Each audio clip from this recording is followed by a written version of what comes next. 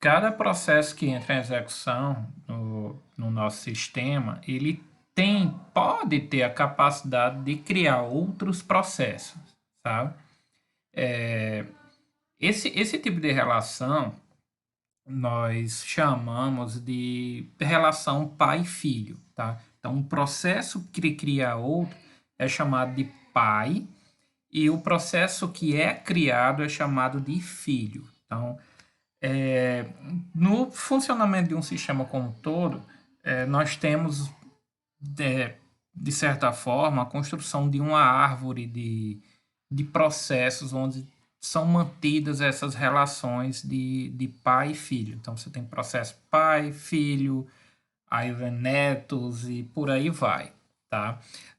Essa criação de processos filhos, ela se dá através de chamadas do sistema, tá? Então, como vocês podem lembrar, essas chamadas do sistema elas são provenientes de APIs vinculadas a cada um dos sistemas operacionais. Os exemplos que nós seguimos aqui são APIs POSIX voltados para sistemas Unix, tá bom? Então, no caso de um sistema Unix, tem uma chamadinha, uma função própria, né? Em linguagem C, em que a gente coloca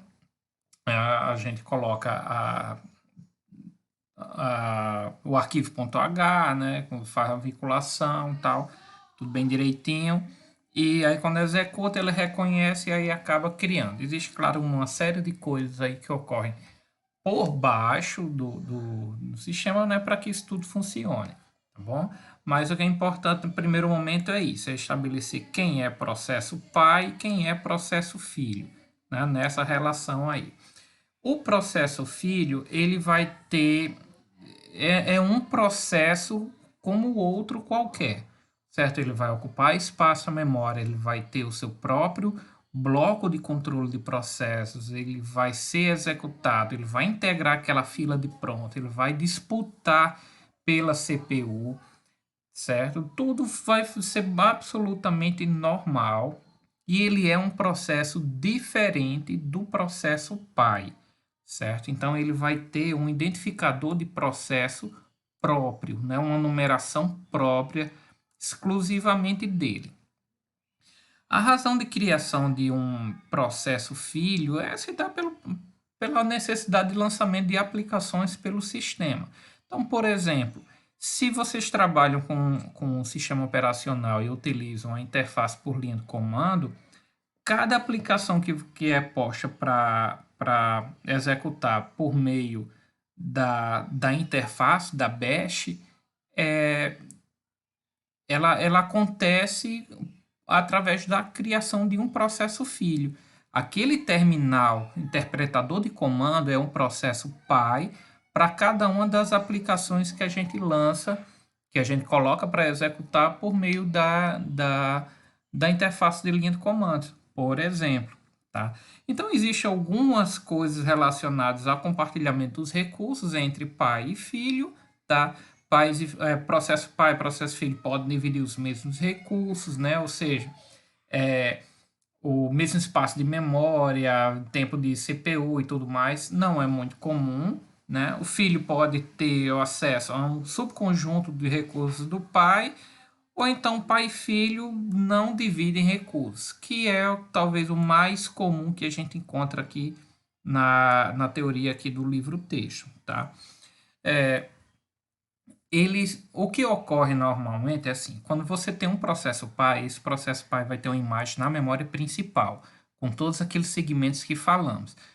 Quando existe uma chamada do sistema que cria um processo filho, o sistema operacional ele vai reservar, vai procurar uma outra área, outra região da memória principal para poder servir de processo filho.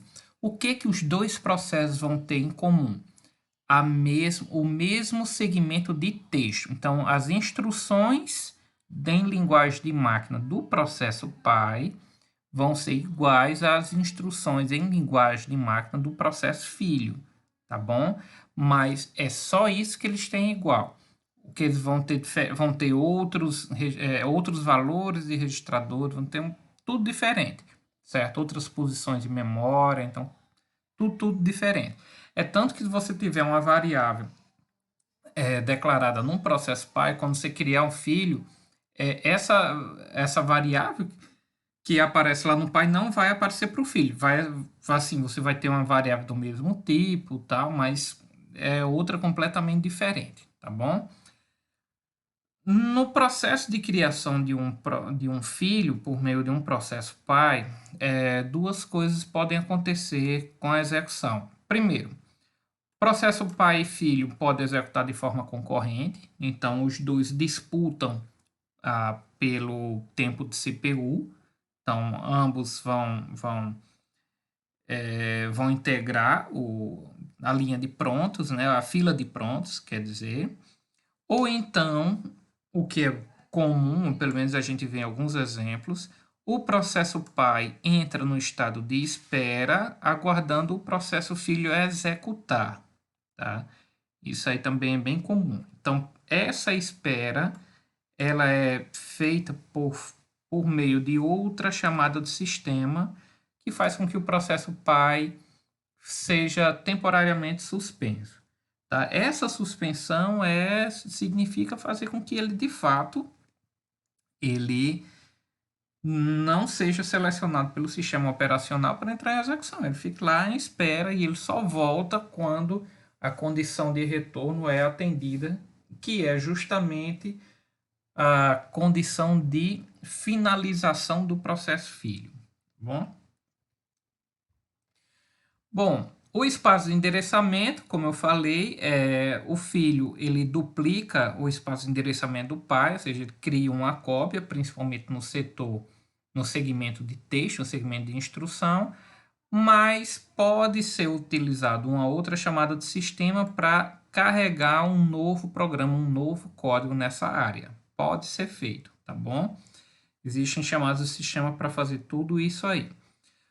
Bom, em ambientes que têm a base no Unix, né, sistemas operacionais que reconhecem o padrão POSIX, a chamada de sistema para poder criar processo é essa daqui, é a função fork, né? Se fork, a tradução livre é um garfo, né? Quando você cria novas linhas, né? Você como é que ramifica, né? Uma espécie de ramificação, é um garfozinho, tá? Então, isso aqui ele vai criar um processo filho. Você continua com o processo pai, tá? Você tem processo pai em execução, quando ele executa um fork, aí você continua com o processo pai e a partir daí é criado também um processo filho. Você vai ficar com dois processos, tá bom? É essa a ideia principal na, na utilização dessas chamadas do sistema. Bom, quando se usa um fork pura e simplesmente, o processo pai e filho eles têm o mesmo segmento de código.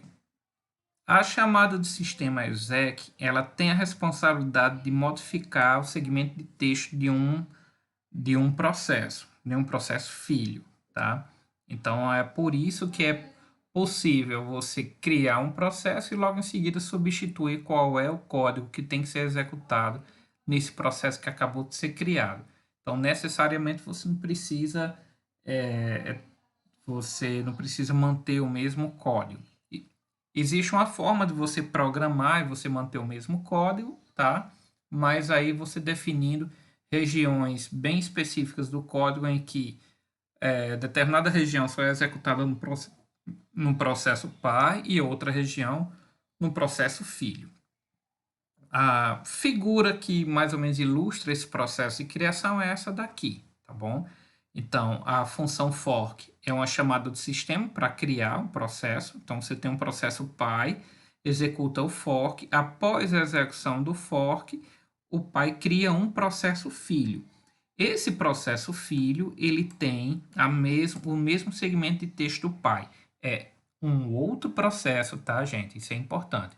É um outro processo. Ele tem um identificador próprio dele.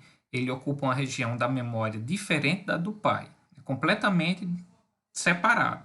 A única coisa em comum são as instruções, é o segmento de texto.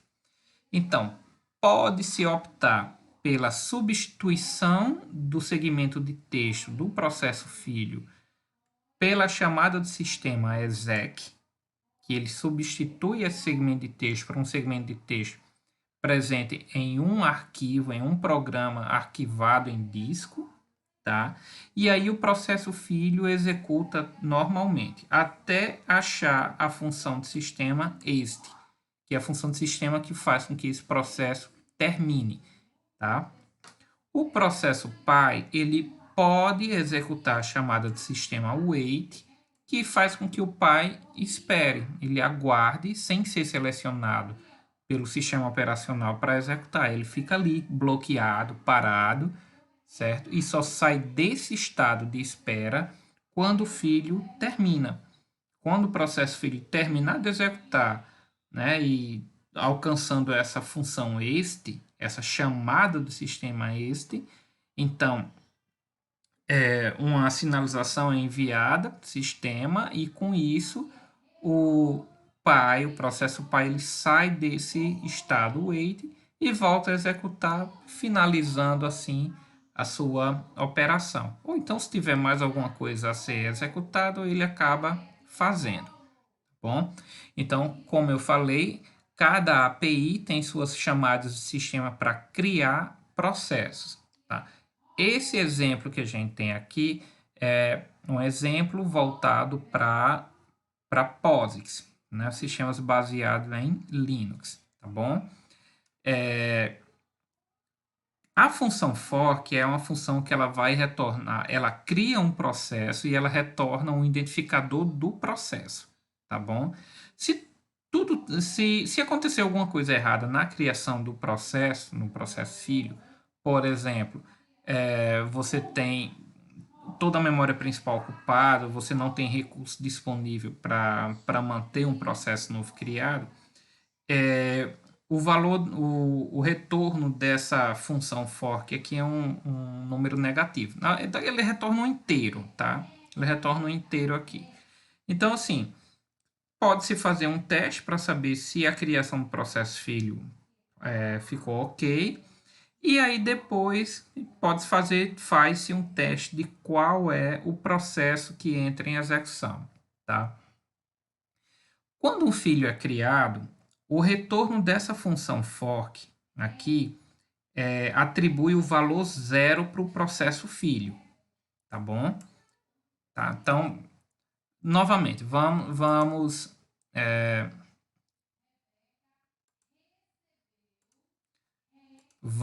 pensar no sistema. Você tem um processo pai, certo? Processo pai que ele entra em execução. Em determinado momento ele acha essa chamada do sistema fork, tá? Então vou colocar aqui um fork.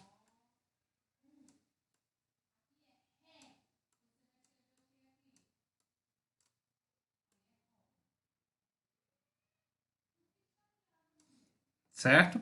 Com a chamada do sistema fork, um outro processo vai ser criado, mas mantendo todo esse código aqui para o processo filho.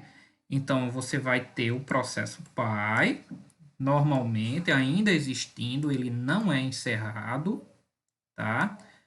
E vai ter agora o processo filho, tá? Um outro processo, tá? Independente, mas mantendo o quê? Mantendo esse código também. O processo filho ele vai executar a partir do primeiro comando após o fork, tá? E o processo pai também vai executar a partir daqui. Então, o processo pai vai executar isso, ele vai testar se foi tudo ok, certo? Se não houve erro na criação. O filho também testa se não houve erro. Aí depois, ambos, pai e filho, vão executar esse trecho aqui, esse else if aqui. O que vai acontecer? Em cada um do processo pai ou processo filho, eles vão ter essa variável aqui. Só que essa variável pid, ela vai ser uma para o pai e ela vai ser outra para o filho. Ou seja, para o pai, essa variável ela vai ter um valor positivo e para o filho ela obrigatoriamente tem um valor igual a zero, certo? E é isso que essa função fork faz. Ela atribui valor zero para o filho, sempre. Se não houver problema, sempre o valor dessa variável PID para o filho é igual a 0. Sempre, sempre, sempre. Tá bom? Então, como o pai vai executar isso, ele vai testar. Se a variável é igual a 0, vai ser falso, que para o pai essa variável é diferente de 0, é um valor positivo, e aí o pai vai executar esse trecho aqui, tá bom? Esse trecho que eu acabei de marcar. Primeira instrução desse trecho vai ser um quê? Um wait. Então, o que vai acontecer com o processo pai? Ele vai para o estado de espera e só vai sair desse estado de espera quando o filho terminar de executar. Tá? E o processo filho? Quando o processo filho executar, ele vai executar esse trecho aqui também, vai testar se a variável PID é igual a 0, o que vai ser verdadeiro para ele. Então, ele vai executar essa variante aqui da função exec. Essa variante aqui, ela basicamente atribui o segmento de texto do programinha ls, que faz a listagem de arquivos da pasta atual, no sistema de arquivos, em tela. Então, ele vai substituir o código desse programa ls no segmento de código do processo filho, tá? E aí vai executar esse código aqui. Então, tudo isso vai ser substituído pelo código do processo filho. Aí o processo filho executa normalmente, até encontrar uma função exit, certo? Aí essa função exit é uma chamada do sistema que encerra o processo filho. Quando ela é executada, o filho termina e aí isso é sinalizado para o processo pai para que ele possa agora executar normalmente até encerrar. Parece um pouco confuso, certo? Mas assim, é esse o procedimento que ocorre com os sistemas. Se você estiver trabalhando com, por exemplo, linguagem Java ou então estiver programando em C, num sistema Windows e ter que usar a Win32 ou 64, o procedimento para criação de processos é muito similar ao que está aqui. Você tem que usar uma chamada do sistema para substituir o código, tá? Mas assim, não é necessário. Você, ao invés de substituir o código aqui pela função exec, tá? Você pode escrever o que quer que o filho execute. Então, por exemplo, a gente tem esse esqueleto aqui, que mais ou menos esse esqueleto ele vai mostrar para vocês, ele mostra aqui para vocês o que é que o processo pai e filho tem que ter, tá? Primeira coisa, naquele exemplo lá nos slides, não tinha os .h assim, para poder incluir. Se lembre que a gente tá, a API POSIX, ela é para linguagem C, C++, tá bom? Se vocês forem programar em uma outra linguagem, em ambiente Unix, tem que verificar se existem bibliotecas que permitam a criação de processos, né, sem ser da própria API POSIX. Sei que no Java tem algumas funções para criar processos, mas assim, Python, confesso que eu não sei dizer, aí teria que checar, tá bom? Bom, então tem o .h, você tem a sua função principal e a variável que eu vou chamar de PID, que é tipo inteiro. Você pode usar o tipo lá PID-T, ou então usar o inteiro, não tem problema nenhum, tá bom? Caso exista alguma coisa de preparação de código que tem que ser executado pelo pai, quando você chama, se quiser colocar, coloca aqui, certo? Antes do filho ser criado. A criação do processo filho se dá com a chamada de sistema fork, tá bom? Feito isso, testa-se se o valor de retorno do PID é igual menor do que zero. Se for, é porque houve erro, tá?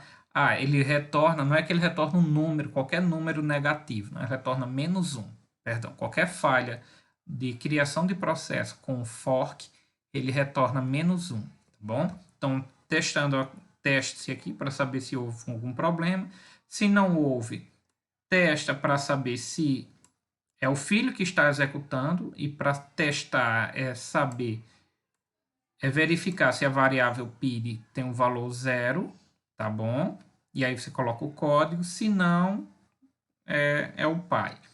Bom, quando você tem a criação do fork, não se sabe exatamente como é que o escalonador de curto prazo do sistema operacional vai agir em relação aos processos, tá bom?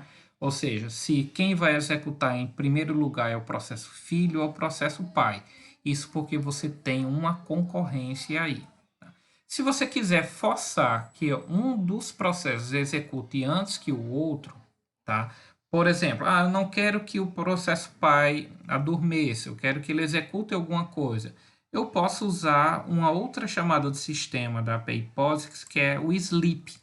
Esse sleep aqui, ele faz com que o processo ele adormeça durante uma quantidade de tempo correspondente a um segundo aqui, certo? Então, o inteiro que você bota a quantidade de tempo em segundos que o processo ele fica parado, tá bom? Então, assim, se você quiser, eu quero que o pai execute antes do filho, você bota um sleep no filho. Eu quero que o filho execute antes do pai, eu coloco um sleep no pai, tá bom? E aí você coloca o código que vai rodar exclusivamente no processo filho e o código que vai rodar exclusivamente no processo pai, tá bom? Se lembre de encerrar o processo filho com a chamada de sistema este e o processo pai também encerrado com a chamada de sistema este. Se bem que aqui nem é obrigatório que esse este aqui ele já encerra tudo aqui. A existência de wait no processo pai, ela tem aquele intuito de fazer o pai ficar no estado de espera. É um estado de espera que é diferente do sleep. O sleep ele adormece, passado aquele tempo ele volta, certo? Ele volta para a execução. Então o wait não, ele adormece e quando ele volta ele vai lá para a fila de pronto para aguardar ser escalonado. Caso não queiram usar o wait, pode deixar. Uma questão é o que é que vai acontecer se o processo pai encerrar antes do processo filho, tá? Ou seja, se o processo pai não adormecer e o filho executar e o pai encerrar antes, como o processo pai foi originário do filho, alguns sistemas operacionais fazem o que? Também encerram o processo filho, tá? Então, pai encerrou, então o filho morre também. É uma isso aí justifica a utilização do wait. Em outros sistemas, normalmente o que se faz é uma atribuição de vinculação ao processo avô, digamos assim, tá? Então o processo filho continua executando, mas só que quem vai ser agora o pai dele é o processo que originou o processo pai, tá? Eu confesso que eu testei isso com o Linux, mas eu não me recordo como o que acontece. Se eu não me engano, cria um estado de processo chamado de zumbi, mas tem que checar isso aí, tá? Então, gente, isso aqui é um esqueleto. Quem quiser programar na criação, quem quiser criar processos, né, uma relação de pai e filho com POSIX em linguagem C, então daqui tem um esqueleto pronto para ser utilizado, tá bom? Bom, e aqui para terminar, pelo menos essa parte sobre processo pai e filho, aquela questão se o pai encerrar primeiro do que o filho. Então, alguns sistemas não permitem que o filho continue, certo? Então, você tem uma finalização aí dos processos filhos, que não porque realmente tem que ser testado isso aí no ambiente POSIX.